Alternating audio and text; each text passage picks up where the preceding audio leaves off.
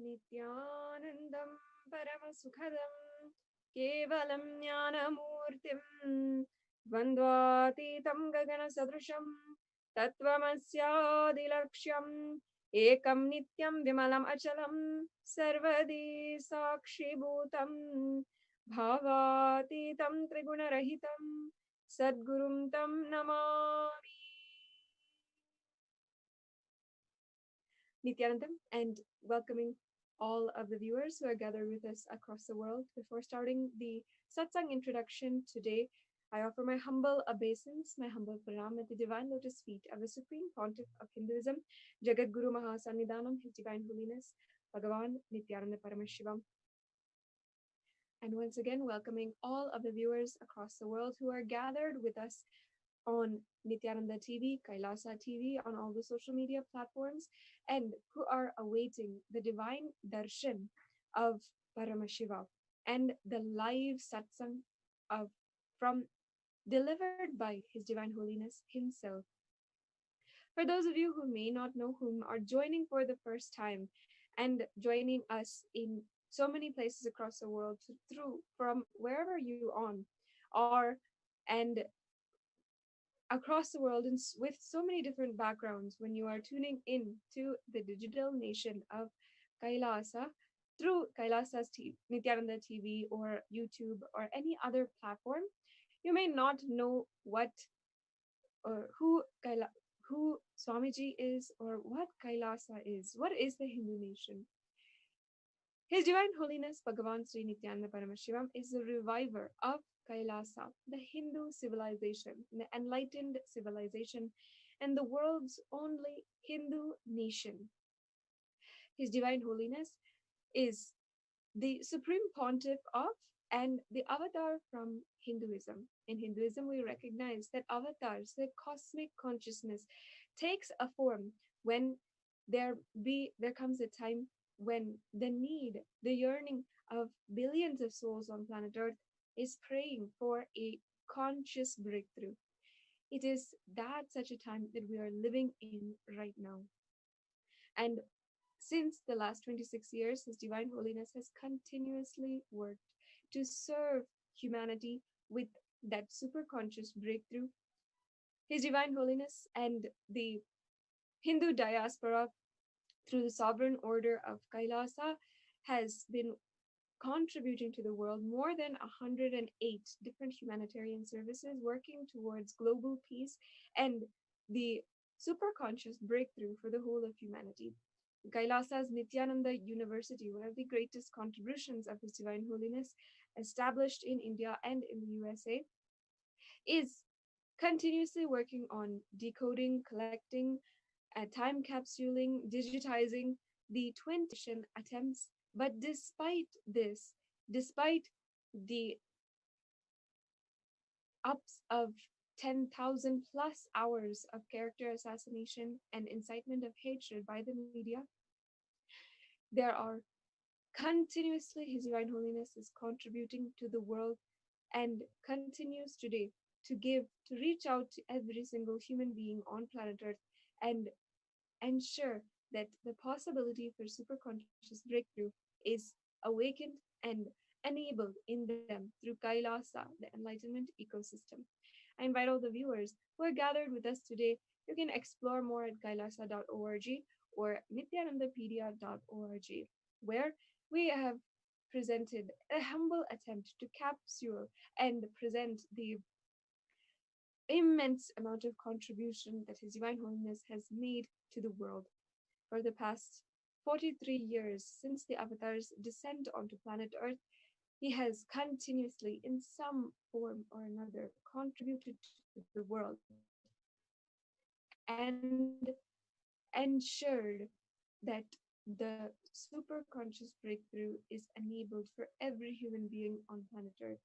And so it becomes an easy human beings like you and I who are tuning into the Nithyananda TV right now to just share the satsang, share the message from Sri Kailasa, and spread the message from Sri Kailasa and make that possibility happen, human being and every single living being. Today, we have a interesting and extremely crucial subject prepared for all of you to present. As you may be knowing, Kailasa is hosting the Hindu votes. And of course, we are continuously voting. We're inviting all of the viewers and all of the Hindus across the world to vote on six major issues which are ongoing right now. Whether it be whether Hindus can take care of the temples themselves, whether Hindu temples should be in the hands of Hindus, or whether we should bring back the Varnashrama Dharma, or whether a Hindu should be practicing puja daily. Like this, we have six different issues which we are addressing now.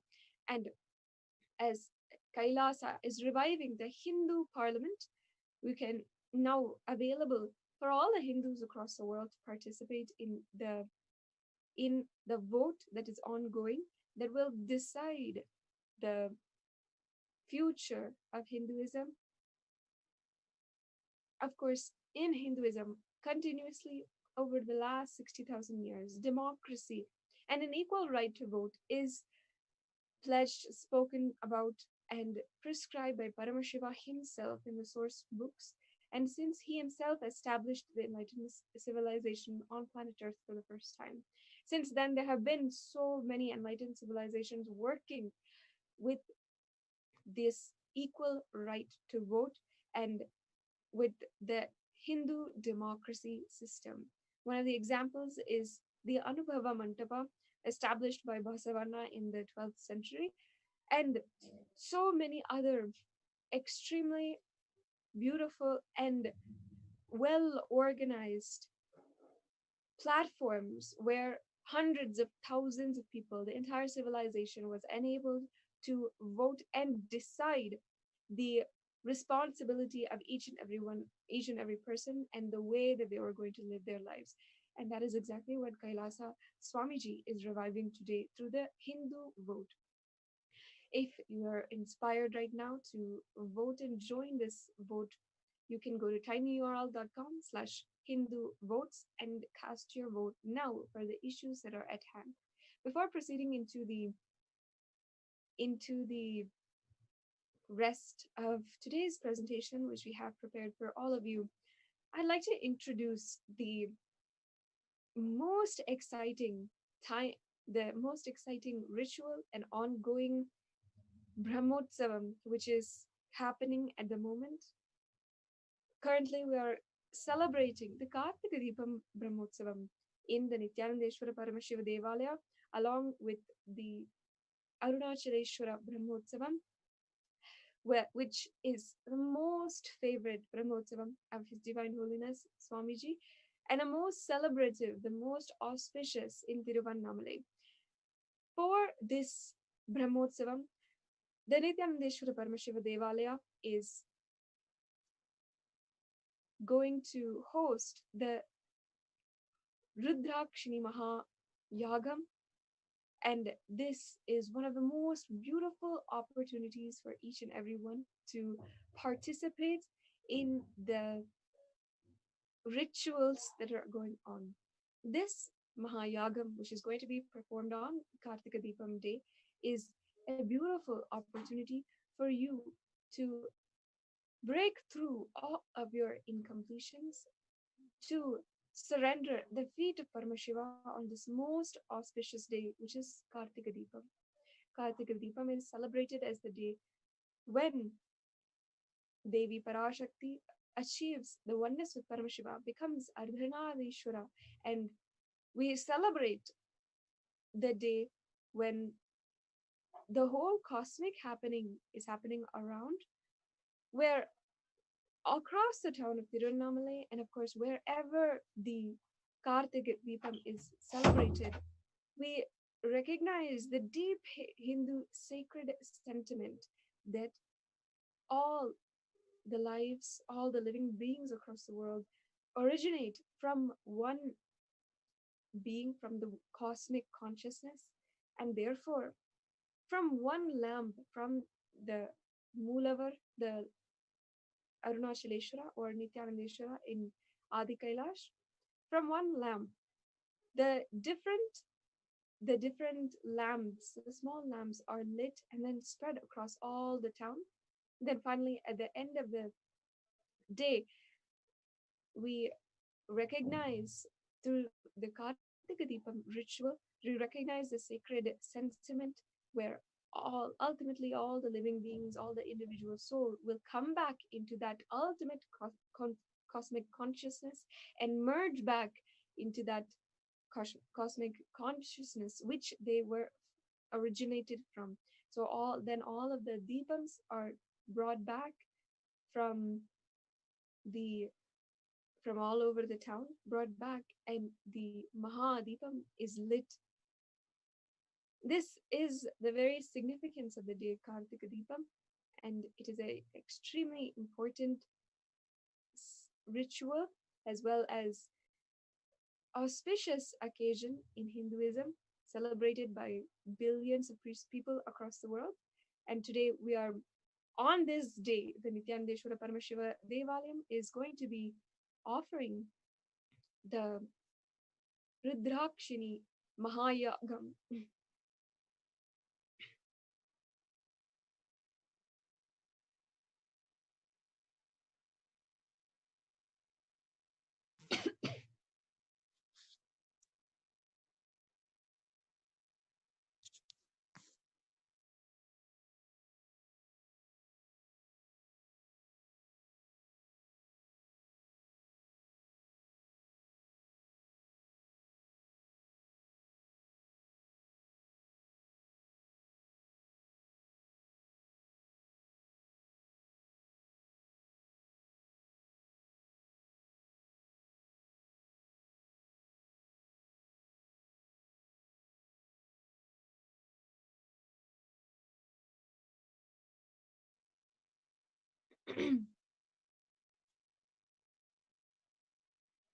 I invite all of the viewers to get to know more about this extremely important and auspicious ritual.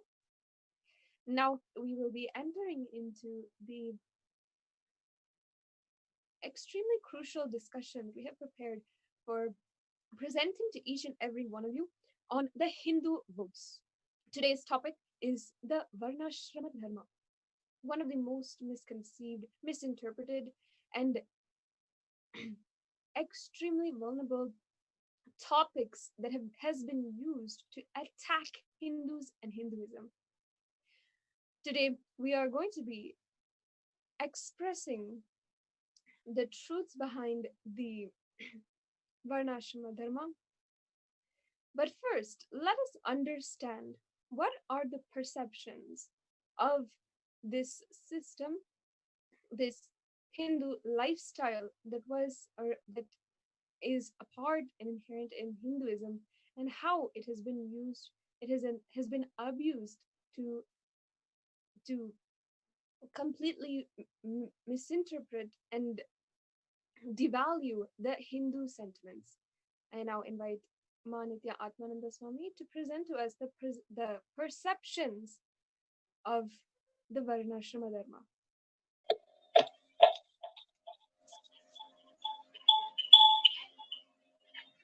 Yes, thank you very much, Manitya Sadashiv Priyananda. So, as Ma Sadashiv Priya told, it is such a crucial topic, which is Varnashrama Dharma. So, let us see the perception of Hinduism due to the caste system.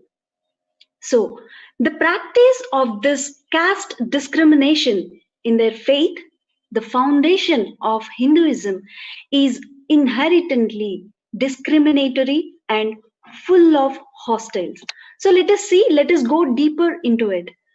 This caste system is a form of a social and economic governance that is based on principles and customary rules that involves the division of people into the social groups, which is caste, where assignments of rights are determined by birth.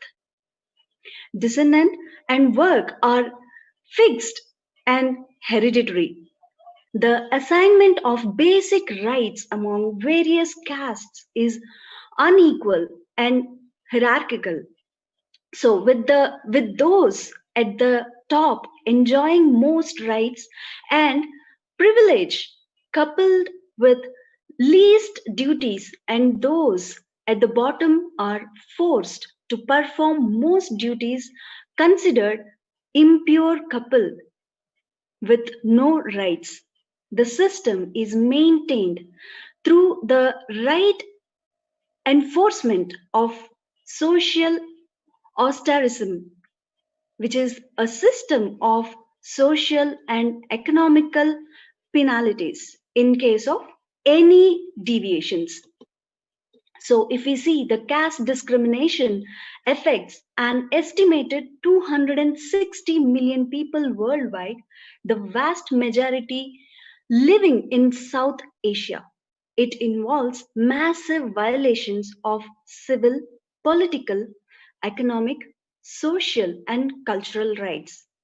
Caste systems divide people into unequal and hierarchical social groups. Those at the bottom are considered lesser human beings, impure and polluting to other caste groups. So, which is, if we see the subtle shadows of the discrimination around the world, the results of the discrimination in America, discrimination is prevalent throughout the world. This survey shows major variation in reports of personal experience with discrimination because of race, gender, or LGBTQ identity, and can be viewed as the scientific backing for anecdotes related to discrimination that surrounded us across a range of areas in everyday life. So, this actually leads to the violence. So, the various forms of the racism, hatred, slavery, discrimination, violence are practiced in most countries on earth. In individual countries, the forms of racism which are practiced may be motivated by historic, cultural, religious, economic, or demographic reasons. The sacred Varnashrama Dharma existed in Bharat for thousands of years, which promotes peace and harmony. So, if we see, there are no caste system in our Hinduism. So, the Supreme Pontiff of Hinduism, Bhagavan Sri Nithyananda Paramashivam, always says, "Stop the Hindu Holocaust." I want lots of misinformation about Hinduism to be cleared and full breadth and depth of Hinduism to be understood. So the inequality, discrimination, hatred, violence, and outside invaders have all contributed to the distortion of these sacred truths. It is not the Varnashrama Dharma itself. So now let us go deeper into the sacred truths about the Varnashrama Dharma. I invite Ma Vijayesha and Ma Jayesha to share the sacred truths about the Varnashrama Dharma.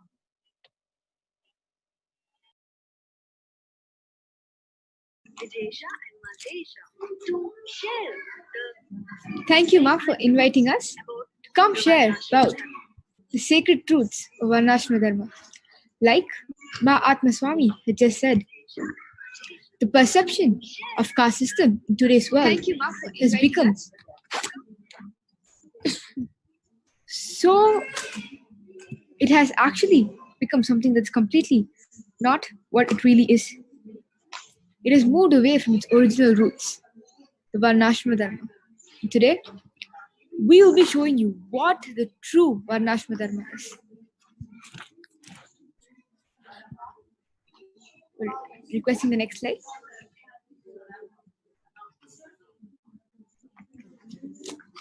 As Bhagavan Sri Krishna says in Bhagavad Gita, the 18th chapter, 41st verse, the duties of the Brahmins, Kshatriyas, Vaishyas, and Shudras are distributed according to their qualities in accordance with their gunas, the characteristics, and not by birth. The way in which the caste system is being portrayed in today's world is that Brahmins give birth and those kids also become Brahmins. The ones who are Kshatriyas have to follow the same lineage. The ones who are Vaishyas do the same, and the ones who are Shudras do the same, which kind of like cuts off their true potential. But that is not what Varnashrama Dharma truly is. There is something that's much more than what it's being portrayed in today's world. And that is exactly what we are going to be presenting to all of you today. Next slide, please.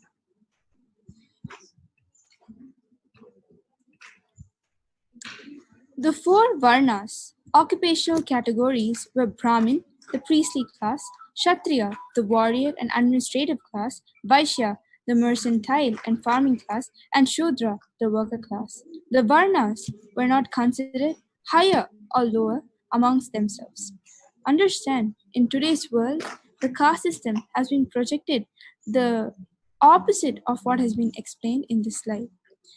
Everybody perceives caste system as a very limited way of living. I mean, when I was living outside, I used to be really ashamed of voicing out my caste, like I'm a Brahmin, because every single textbooks in the school would actually say that the Brahmins used to treat each and everybody lower to them as untouchables. So the knowledge projected for the caste system was completely diluted and completely false. After coming here, the truth being revealed by the Supreme Pontiff of Hinduism, Jagatguru Mahasannidhanam, His Divine Holiness, Bhagavan Nithyananda Paramashivam, is completely different from the way the world perceives it. Understand, the Varna Ashrama Dharma is the true word, and caste system does not even equal to the word of Varna Ashrama Dharma. We have been told that everything that we do will be limited to the caste that you're born. But Bhagavan says that is not true. You might be by birth a Vaishya or a Shudra, but by Varnashrama Dharma, you can be anything you want.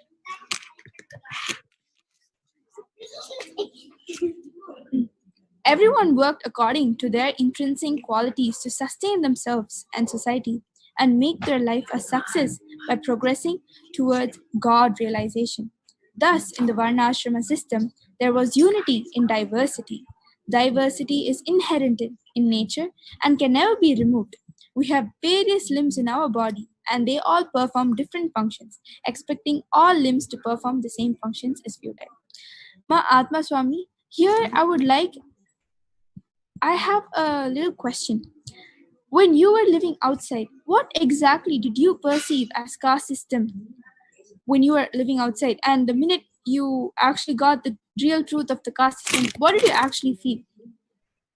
See, basically the whole caste system which was presented to us through our education system or the societal conditions are such where we always feel like we are bounded. Oh, I belongs to so and so caste, so I am only supposed to do so and so things. So more than that, beyond the thing which we were taught, more than that we never even got to cognize. So when Swamiji has introduced the Varnas, Jati and Varna, this Varnashrama Dharma system, it actually liberates the whole cognition that you may be anything by birth, but when you explore the higher possibilities of you, it actually makes you liberation from the whole caste system, and you can be a Brahmana if you want to. So which actually makes everybody a liberative cognition that whatever we may be by birth, but when we keep exploring ourselves, I might be a knowledgeable person, I might be very good at business. All these cognitions will come, and actually it gives us powerful cognitions within ourselves which actually liberates the whole caste system which were taught to us, which where we each individual feels that we are violated, Yes. which is exactly. You know what I find so beautiful about the Varnashrama Dharma system is the fact of this beautiful harmony that happens. For everything and anything to work properly, there needs to be harmony. Just like that, each one of us have a role to play in society. The doctors have to take care of all the medical part. The businessmen have to take care of the trading, and so on. Everybody has a role to play in society. For this understanding, the way they have given, saying that each of your limbs in your body have a various role to play, just like that each human has a various role to play. And that exactly is what Varnashma Dharma is. It is a system that is supporting this harmony, this beautiful harmony that is for humanity to go on to succeed. And that is something that I find so beautiful about this entire system. But the way in which it's being portrayed in today's world is that it is more of an independent, each role, each system, each level is independent to the next one. And that is what I don't understand, of how this beautiful harmony has been taken off, cut into this soul, this independency that we don't really understand much about. It's not only that, the beautiful harmony that Vidisha was just talking about is the same harmony that all the foreign invaders were envying about. They were all so jealous about the beautiful harmony that each and every single Hindu person was carrying, because none of them had that complexity of class. They always thought whatever they were doing, it always contributed to the same output, that regardless of you being a Brahmana, a Vaishya, a Kshatriya, or a Shudra, you were going to the path. You were actually paving the pathway towards enlightenment, regardless of your caste. And that beautiful harmony was what was envied by every single foreign invaders. And understand, that is why when the Britishers had come to India, they saw the way each and every single Hindus lived, and then they were so shocked because the core principles that we followed with integrity really shocked them. And that is exactly what they wanted, and that is exactly what they did by destroying. Next slide, please. Seeing them all as different is not a sign of ignorance, but factual knowledge of their utilities. Similarly, the variety amidst human beings cannot be ignored.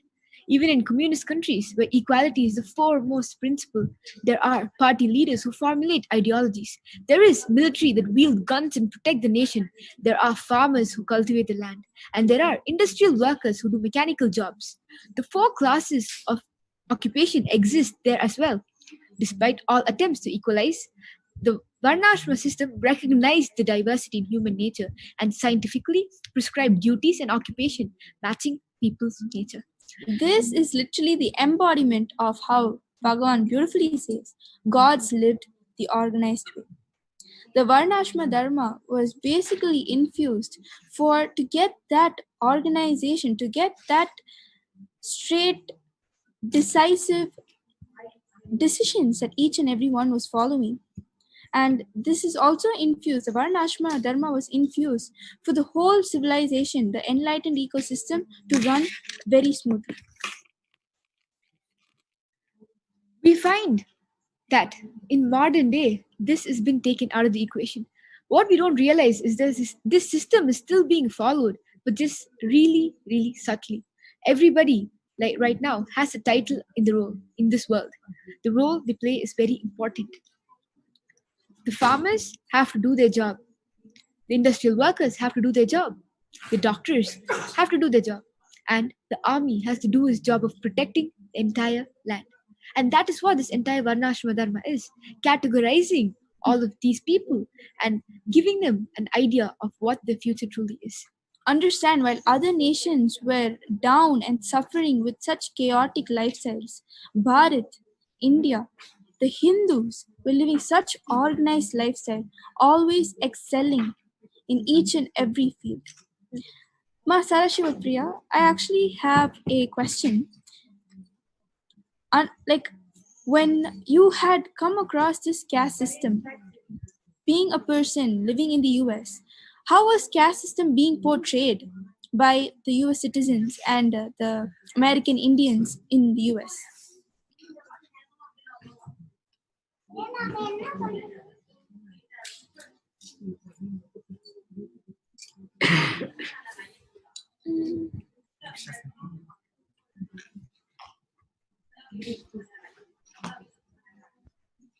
a really good question. And when we talk about our own are each and every one of us not even understanding the kind of misinterpretation that is going on inside us Actually, among all, don't understand that the outside, how it's being portrayed in different countries across the whole world, is making us into such, is completely derailing our entire society, and completely putting on outer image as if we are backwards people, as if we are not developed, as if we do not have any intellectual gain or any of the great rich knowledge that our ancestors have given us as an inheritance. One of the things that I can say is that it is actually taught in US schools that this caste system is something that is a backwards part of the society. It is a part which is such a, I suppose, and from what I've heard, even in India, from many of the people whom I've spoken to, it's taught as if it's a poison of society. It's something that it's something that we had done wrong. First of all, they had destroyed, these invaders had destroyed the right context of Varnashma Dharma. Then they put a new context on top of it, and then they're going and spreading that narrative out to all of the outside people. Thus, they feel that they feel justified to keep us in poverty, to not explain, not give us the equal opportunity that is needed and that we are just to have.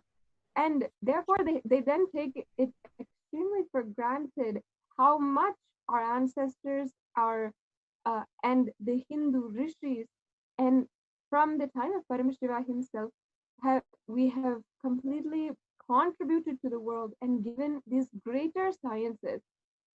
In this way, we can say that our the entire history in itself has to be rewritten, and that is what Swamiji is doing now. I encourage all the viewers that if you're understanding this, if you see the way that outside, how the narrative is being told and how the real context of the Varnashram Dharma is entirely different and has been proven, shown to have created a greater lifestyle, a greater civilization, then encouraging all the viewers to vote now. Go to tinyurl.com/Hindu vote and cast your vote now for the Varnashrama Dharma. Thank you, Jesha Vijesha. Going back to you. That was actually a really beautiful explanation. Thank you, Sadashivapriya. It's kind of true because even in Indian schools, when we learn about this whole caste system, the way it's being portrayed almost makes it look like Hinduism as a whole religion is against people of all different nature and kinds. It only gives importance to those of them who are knowledge based and not those who are in other ways talented. And that is what I myself thought when I was reading about the caste system in my fifth grade history textbook. This entire system, Varnashma Dharma, was completely not known to me. And I am so grateful that I'm sitting here today knowing the real truth about Hinduism, what Hinduism really is, how we as an entire civilization were so advanced because of the organized way we lived in. The Supreme Pontiff of Hinduism states, if we seek knowledge, we are Brahmana. So we can change our caste when we change our inner space. Our interest, what we truly want, is what is given. It is not tied to you by birth, but it is based upon your karma. If we are still having the pride of being the oldest living civilization, it is because of Varna Ashrama Dharma. We were an amazing community. Hindu civilization is the most just honest, best possible equality society, which is true in all aspects, because here we are promoting, encouraging people to go pursue what they really want without putting any standards on them, without caging them into what they should be. They have all freedom to choose what they want depending on what it is they truly desire. And that is the beauty of the Varnashma Dharma system. And none of them were actually tied to their Varnashma Dharma when they were born.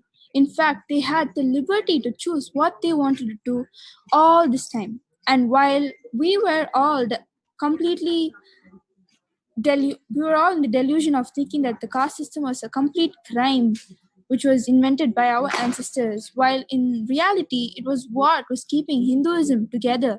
When we were all broken down in pieces, this Varnashma Dharma is what kept us all together. We request all of you, also all the viewers who are watching us today, come and join, be part of this discussion. What it is that you thought about caste system? What is it that was portrayed? What did you really think about what caste system is really? And what do you think about the Varna Ashrama Dharma system that is being beautifully revived here in Kailasa? Because today you all have the opportunity to make the decision for the future, for the next generation to decide what it is they are going to be following. We request all of you to go on to the Twitter accounts with the hashtag Hindu votes are sacred. Go ahead and make your tweet. Let the world know what your opinion is, how you thought Hinduism portrayed caste system to be, and what it truly is. And we're all in that blessed frequency where Swamiji, the Supreme Pontiff of Hinduism, Jagatguru Mahasannidhanam, His Divine Holiness, Bhagavan Nithyananda Paramashivam, is giving us the golden opportunity by opening up the voting system under the KAILASA's Hindu Parliament, so each and every single Hindu around the world have the opportunity and the freedom to exercise their vote, to end this long diatribe which has been following Hinduism for decades now. And we are taking a strong stance to put an end to each and every confusion and issues that every single Hindu has faced at one point in their life. And caste system is such a low word. I'll be using the Varnashrama Dharma being one of the examples which has been haunting the Hindus for a long time, putting us in the delusion, saying that this is not what you are. Hinduism is not what you think it is. However, as time passed, this beautiful system that we now know as Varnashma Dharma system slowly started collapsing. And the basis of the Varnas changed from one's nature to one's birth. The children of Brahmins started calling themselves as Brahmins, irrespective of whether they possessed the corresponding qualities or not. Also, the concept of upper and lower caste got propagated, and the upper caste began looking down upon the lower caste. When the system grew rigid and birth-based, it became dysfunctional. This was a social defect that crept in with time and was not the original intention of the Varna Ashrama Dharma system. Keep in mind that when something is working in pure harmony, either when you take something out of the equation or you add something into the equation, it's all that's required for the entire harmony to start collapsing one by one. And just with this one principle changing from one's karma that chooses their varna, it became one's birth that started choosing what they're going to become. The entire system started collapsing, and that is what we know today as the caste system. And understand, this is a strategic poison spewed by the foreign invaders to collapse the core principles and the pillars of Hinduism that we were standing on. And that is exactly what the foreigners did by infusing that complexity in the Varnashrama Dharma, turning each and every caste against each other. And that is how the whole Varnashrama Dharma started collapsing. Exactly. Well said, Jayesha.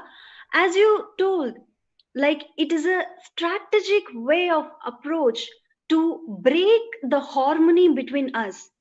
If we see in our ancient days, the whole harmony is such, each varna, each jati person will be complementing each other.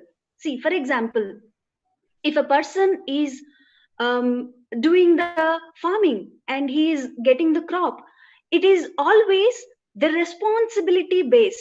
When a person is responsible for a certain land, and he is the one who takes care of the people who are in that land.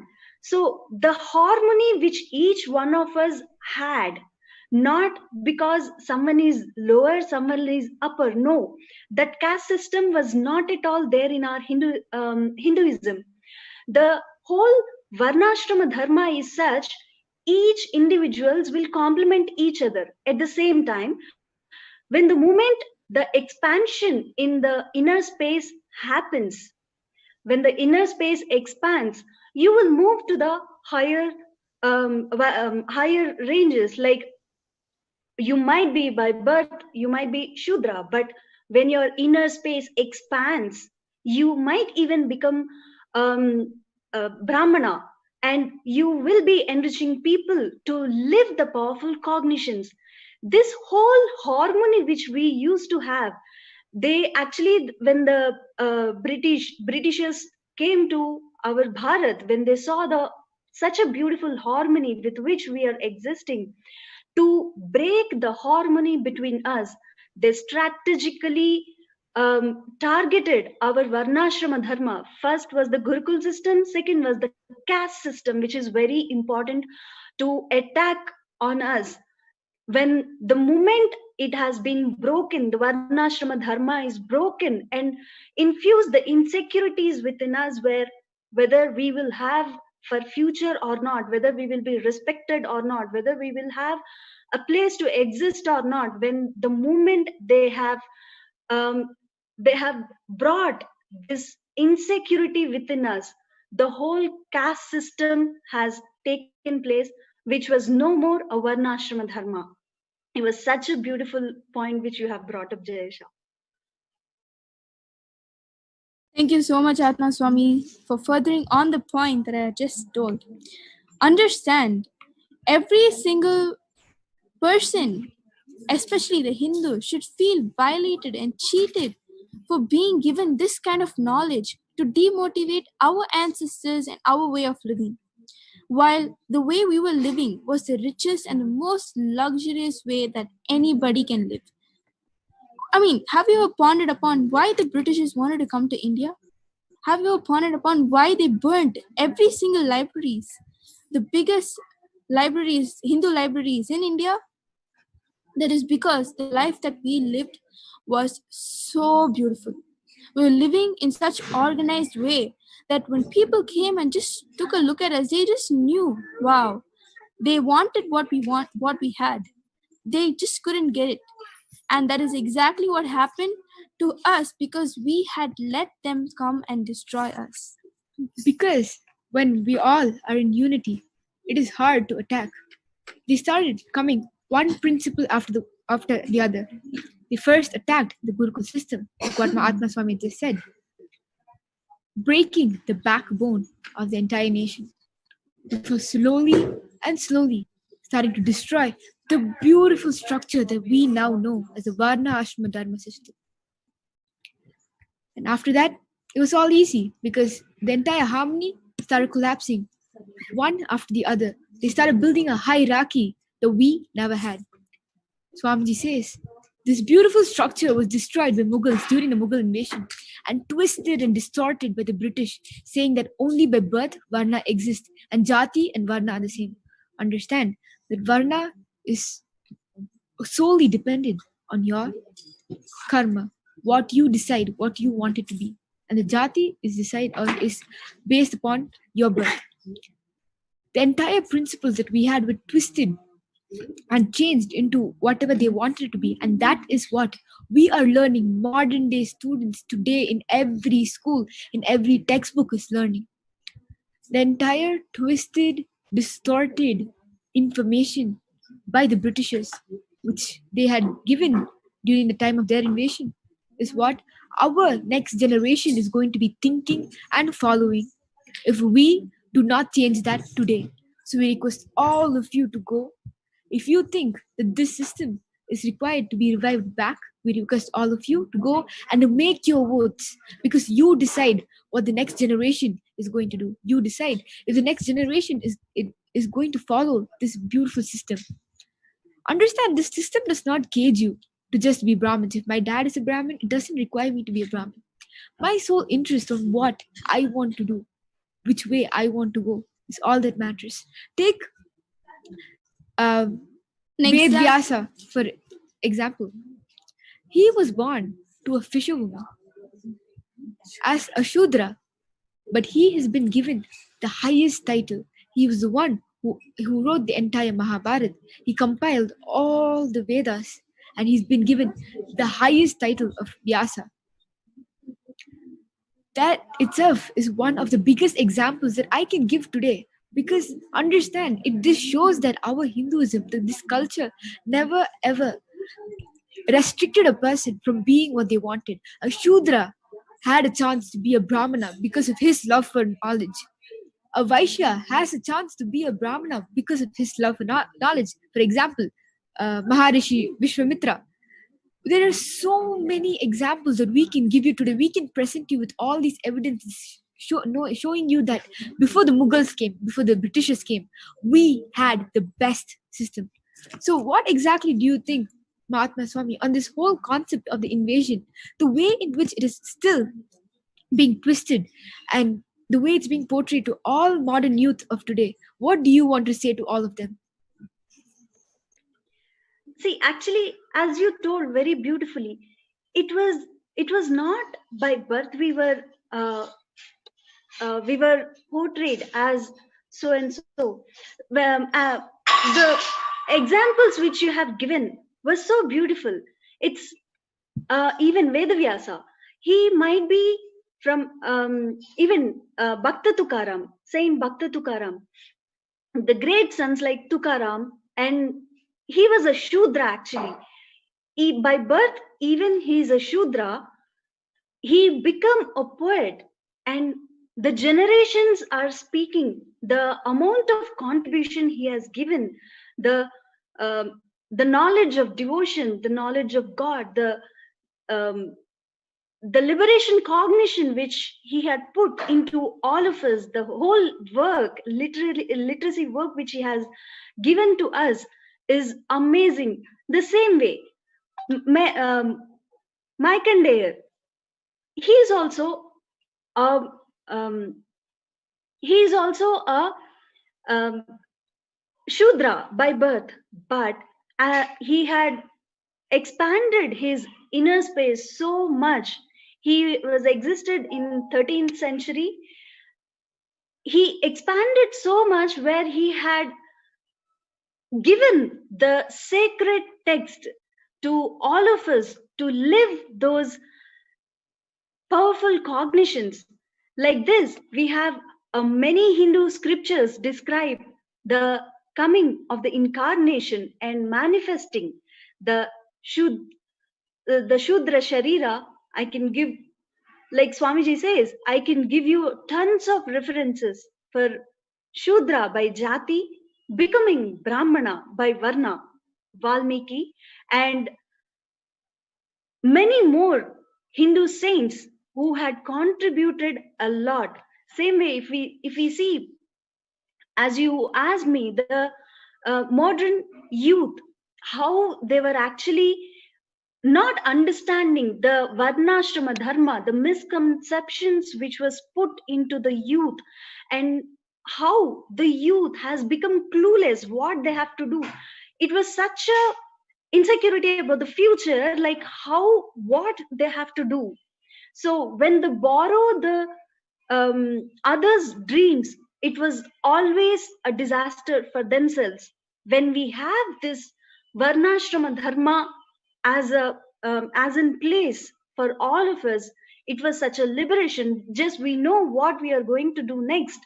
So we never had any problem of what I have to do, what I have to achieve in future. It was always how I can expand myself and how I can improve myself, how I can become more and more exploring the possibilities of a being.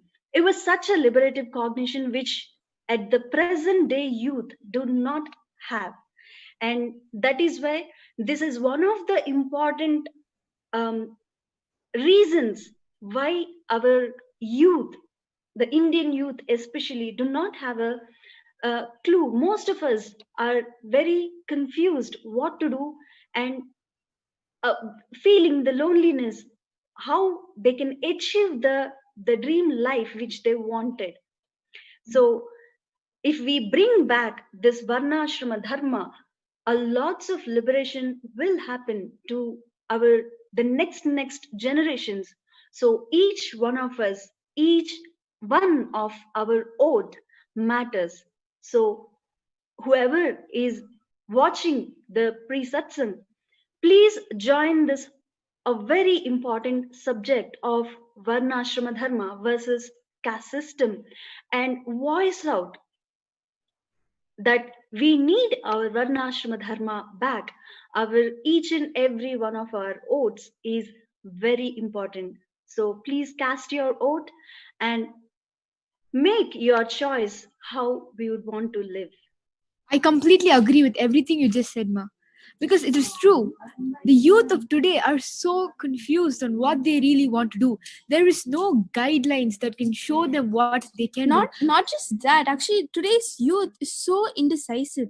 They don't have a leg to stand on. They're not grounded in what they want to do. I think lost is the word. Most of them are lost on what really is required to be done. They don't know what they can do. It's just too many opportunities they have that they are unable to discover their true potential by seeing what they can excel in. It is more of you can be an engineer, be a doctor, be a lawyer, but it never comes from within. It is always what society wants you to be. It is never what you truly want yourself to be, because you don't have a chance to discover your true potential because of all the societal conditions that are put on you before. And that is exactly why the whole Gurukula system is so beautiful, because it gives you the possibility, it gives you the chance for you to discover what you truly want. The Guru gives you everything, and then looking at your interest, what you're based upon, what you want to do, is when the Guru decides, okay, you can go ahead and be a Kshatriya, you can be a Brahmin, you can be any one of it. Your birth does not matter. Not just that, Gurukul grounds the person. Understand? Gurukul lets the Balasins to reach their highest potential. Gurukul is molded in a way where it actually narrows down what that person is actually born for, to achieve that purpose of their life. Why they have come. They have come for a purpose. That certain purpose is discovered in Gurukul. Being part of Gurukul myself, I am so proud to tell you all today that we have this opportunity to be able to discover our true selves. We can find our true potential, find our most highest capabilities, just because we are in the Nithyananda Gurukul. And actually, we have a small story for all the viewers. It's a very beautiful story that actually highlights what the Varnashrama Dharma really is. A small kid goes to the Guru and asks the Guru, please admit me into the Gurukul. Guru asks, which Varna you're from? Understand very clearly, it is the Guru's asking which Varna you're from, not caste. There is a big difference between Varna and caste, between community and Jati. The kid says, I don't know my father's name. The Guru says, go ask your mother and come back. The mother says, I do not know the name of your father. So the boy comes back and says to the Guru, she doesn't know who fathered me.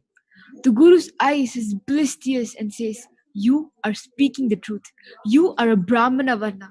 Please join the Brahmana Varna class. Understand the beauty of this story. The family that the child is born into is not being considered. It's just not even taken into picture. The Guru is simply asking which Varna you're from, what it is that he thinks he's from. It is not what you're born into. And just because of his love for knowledge, the Guru immediately tells him to go join the Brahmana Varna. Mahatma Swami, I have a small question. What exactly do you think about this story, Ma? What do you think about this story and how it is being projected in today's world? The caste system that we know exists and what Varnashra Dharma really is. Yeah. See, with this very story, actually, no one has been taught you are so and so, you are so and so, you have to do certain work.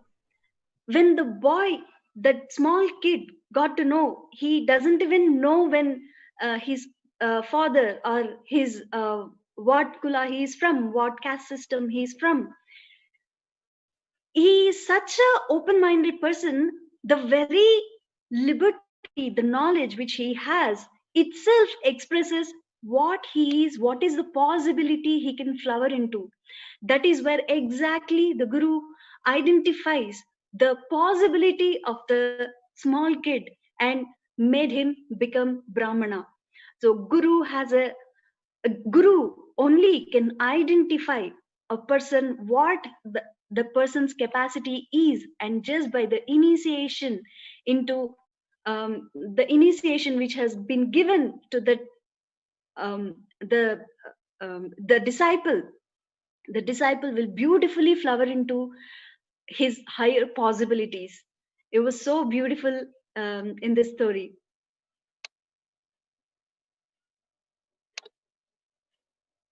Ma Saraswati Priya, like how the story of the boy was telling, he was so honest about how he didn't know which class the father had come from, and the guru was just like, you are speaking the truth, please join the Brahmana Varna.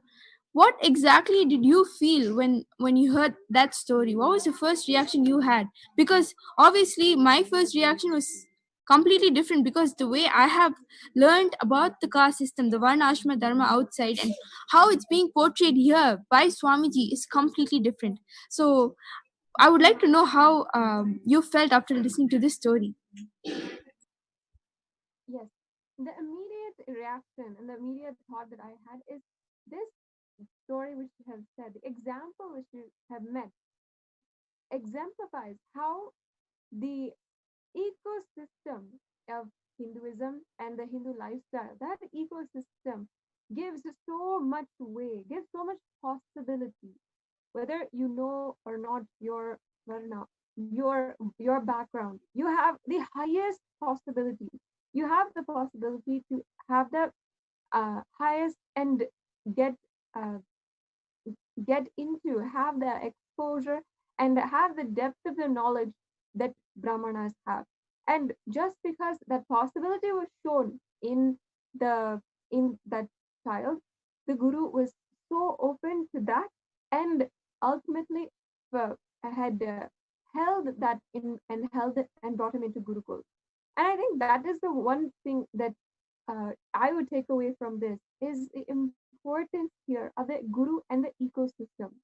What we have in Kailasa is that very the best of those two things, the best ecosystem and the best Guru, who can literally hold us until we have that super conscious breakthrough, until we manifest whatever we want into reality. The Guru is such an important aspect. And when we follow the Varnashma Dharma system as per the scriptures, as per it was told by Paramashiva himself, the whole ecosystem of Hinduism makes the possibility for enlightenment, the possibility for higher awakened life so much more in every individual. And that is why we really need this kind of situation. We really need this kind of ecosystem now in this day and age. We're met with so many different ecosystems, so many different living environments where we're not even understanding, where we do not even have Nithyananda